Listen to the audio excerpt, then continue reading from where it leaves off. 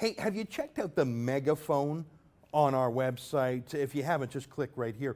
The Megaphone is what we call our community blog, where we have literally dozens of volunteer writers from around the country with different points of view. Well, an interesting blog on the Megaphone caught my eye the other day. It was from Sean McCormick, who's not just a blogger, he's a photographer. And he did this fascinating piece about the Oasis Park, the Prairie Oasis Park. And instead of me telling you about it, well, we've got him now on Skype to tell you about it directly. Hey, Sean, welcome to the program. Hello there. It's nice to see you. And boy, did I learn a lot from your essay replete with photographs about the thermal coal power station in Hannah that has a gorgeous recreational lake next to it that you photographed so beautifully. While we talk, we're going to show some of those photos on the screen. Tell me a little bit about this power station, when it was built, what it looks like. And you live in Hannah. What's it like to be a neighbor of this coal-fired power plant? Well, I've only lived in Hannah for the last year, but we moved here from an area that had pretty much no water locally, so we were really excited when we got out there. And to be honest, when you first drive out there, you see the power plant when you drive in because it's right by the road, but then you don't really notice it. It's just this thing off in the distance.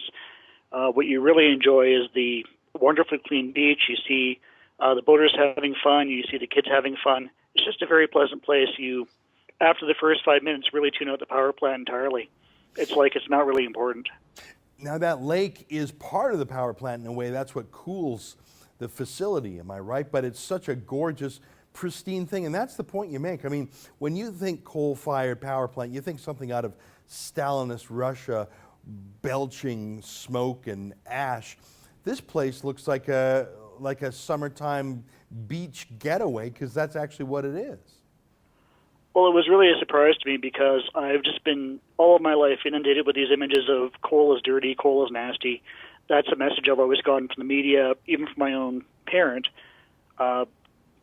that I shouldn't enjoy this place and I shouldn't expect anything there to be nice.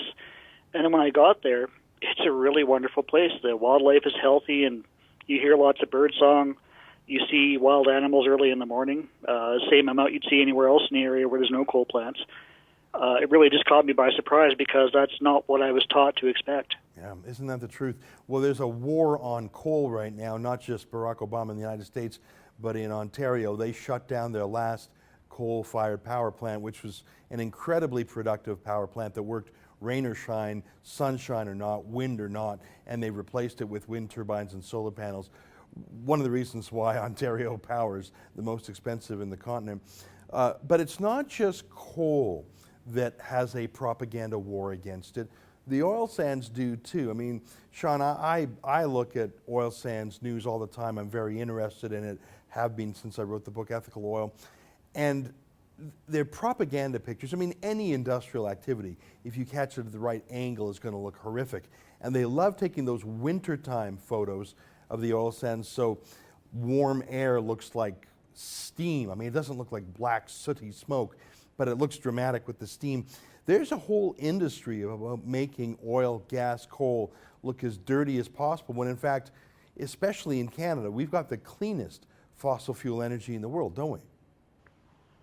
Well, the dirty narrative is not something I see. Like, you know, I live out in central Alberta where we have a lot of oil and gas activity. And yes, when they are extracting, there's kind of a mess. They've scraped the earth up.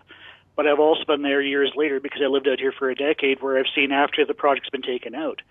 And honestly, the only reason you can tell there was oil and gas there is because they've cleaned it up so well that the area where they've done the reclamation is actually healthier than the surrounding areas. They do it to that high of a standard. You really see a good job done, lots of care taken.